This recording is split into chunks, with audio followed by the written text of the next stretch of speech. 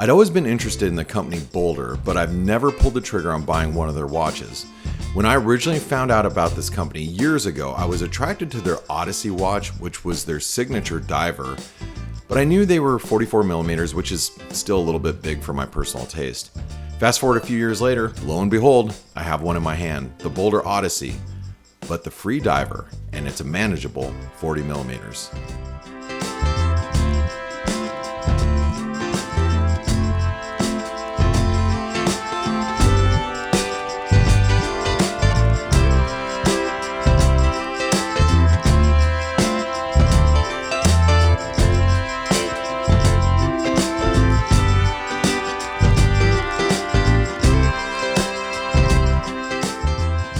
So let's take a moment and talk about the Odyssey Freediver, and more specifically this limited edition one I have in my hand.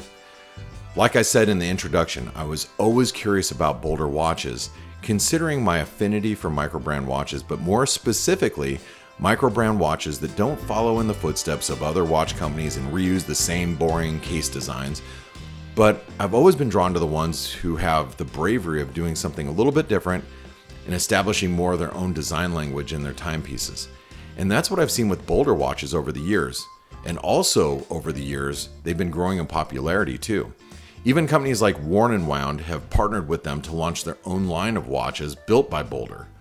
But like I said before, I was really attracted to the Odyssey diver because it was so unique looking, but it just was too big for my wrist. So I kind of brushed them aside, didn't pay attention to the brand much until I took this limited edition mint green Boldr Odyssey Freediver in on a trade, and I found out they made the Odyssey in this wearable 40 millimeter size and they called it the Freediver.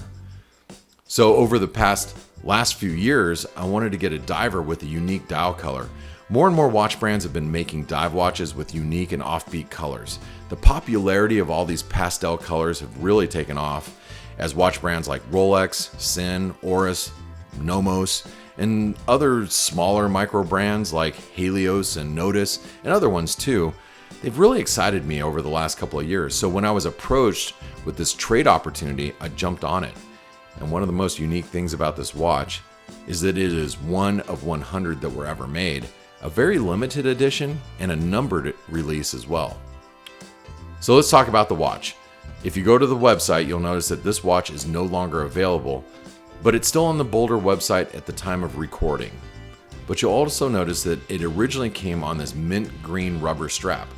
I watched a couple of other reviews on this watch, this one in the orange dial, which was also a limited edition released at the same time, and every reviewer said that rubber strap was extremely uncomfortable to wear.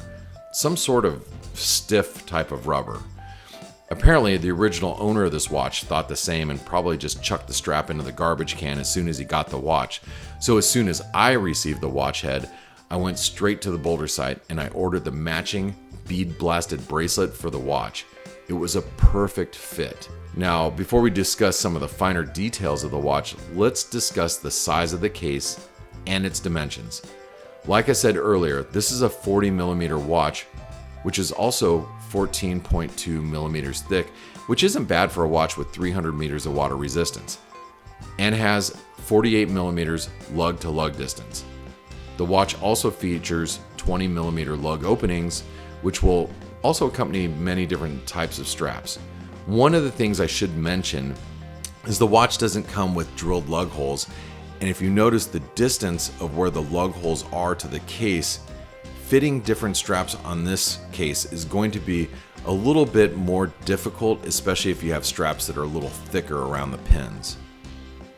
But one of the things I haven't talked about is the heft of the watch.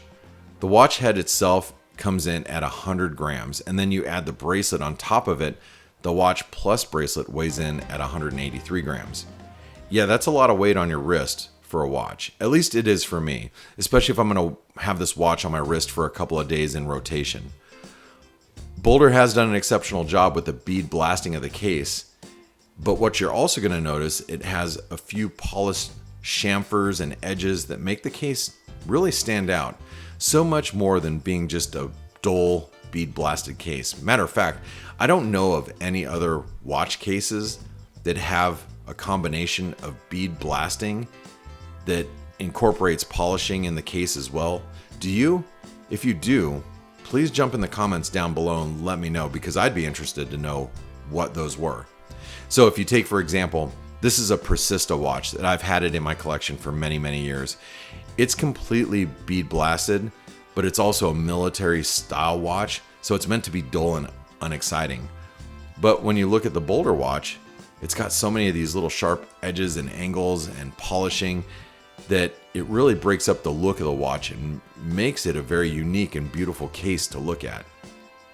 When you flip the watch over, you'll notice that it has intricate caseback and deeply engraved, embossed limited edition artwork, which I believe is an octopus with a trident.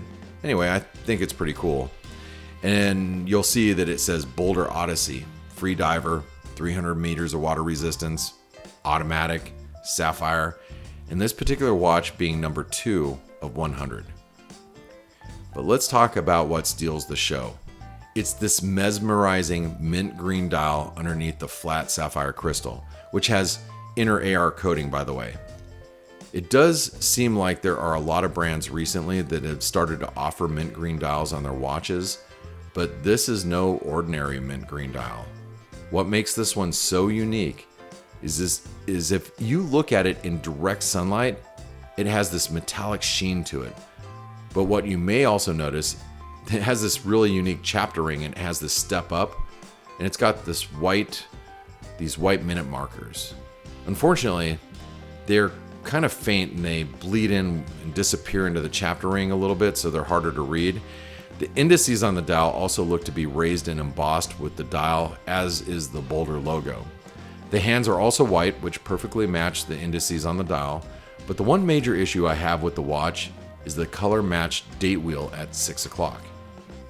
I love the fact that they went the extra mile to match the date wheel, but because the same white paint that they used for the numerals and the indices, it doesn't contrast enough with the dial color, so I can barely read the date even with a magnifying glass in the sunlight. So for me personally, I don't even bother changing the date, because if I can't read it on my own wrist, how is somebody else going to read what date it is either when they're looking at my wrist? So if I had one complaint, it would be the inability to read the date wheel on this watch, which I think it had just been better off being a no date watch or a 3-hand watch. So the bezel action on this watch is a little stiff, but I have no doubt in my mind that I could ever knock the bezel unintentionally and accidentally move the bezel. When dealing with a tool watch, that's kind of what I expect. I don't want my bezel accidentally turning for any reason. But the bezel action is really nice and very decisive. Each click is extremely audible and tactile feeling. Take a listen.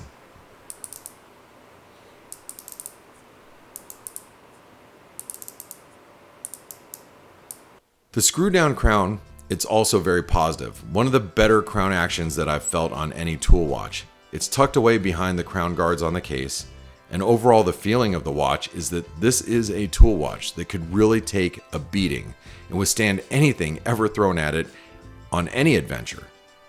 That's kind of what I expect, I guess, with a company that not only makes watches, but makes knives and other adventure gear as well. The hands on the watch are a dolphin style, which you don't always see on dive watches. The second hand has this orange tip, which is a unique color choice with the mint green dial. So what movement is driving the Boldr Odyssey Freediver? Well, inside the watch is the reliable Miyota 9015 automatic movement. It's a fairly popular movement with many micro brands, and it's also a fairly thin movement. So for Boldr to get 300 meters of water resistance for this watch and keeping it near 14 millimeters thick, I think it seems like a fitting movement to power the watch. One of the finer touches that Boldr has made with this watch is their choice of luminescence. On the website, they say they use Swiss Superluminova, but if you look closely at the bezel insert, the lume between 12 and 20 is finished in a different lime green color than the rest of the lume. Once again, it's a really nice and subtle detail that definitely will be noticed by us watch nerds. As I mentioned, having the OEM bracelet, it is nice since it matches and fits the watch perfectly. I did want to make a couple of comments about the bracelet. The bracelet does have quick release pins for easy removal, and the bracelet is one of the easiest to put on and take off that I've come across. The bracelet has a slight taper from 20 millimeters to 18, and then the clasp is 20 millimeters. There are 6 micro adjustments on the clasp, but there's no dive extension. So for a watch that has 300 meters of water resistance, I would think it had a dive extension, but it just doesn't. Nowadays, there are so many micro brands that are making bracelets with quick adjustments in the clasp. Maybe there's some room for improvement with Boldr watches here. So if you feel that the bracelet is too heavy for everyday wear, I've been wearing this particular watch on this orange FKM rubber strap, and I feel it matches pretty well, and it actually even matches the sweeping second hand of the watch. I didn't think orange and mint green would go well together, but it somehow works. So overall, how do I feel about the Boldr Odyssey Freediver? I have now owned the watch for over 6 months, and it's one of the more comfortable case designs that I've had the opportunity of wearing. I have a 7¼ inch wrist, and this 40 millimeter case really is easy to wear. There's no sharp angles on the watch head, and when it's on its bracelet, it might be a little heavy, but it wears comfortably on the wrist, even despite the hefty weight.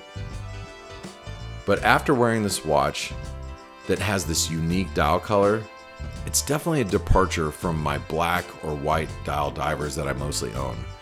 I feel this is a nice change of pace for me.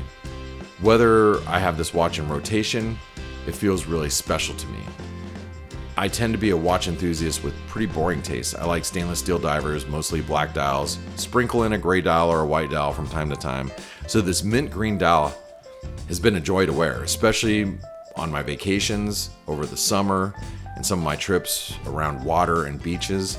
And overall, I must say, I've been impressed with the build quality of this watch. Like I said in the title of this video, this may be my first Boldr watch and my first experience with them, but it won't be my last, that's for sure. Well, if you made it this far, let me introduce myself. My name is Blake, and I am a bit of a watchaholic, and if you've made it this far, I'm going to assume that you are a watchaholic too. Make sure you like and subscribe to the video and all that fun stuff. I have a lot of videos that are coming up, and I want to thank you for spending your time with me. I know it's your most valuable asset, so thank you very much. My name is Blake. I'll catch you in the next video.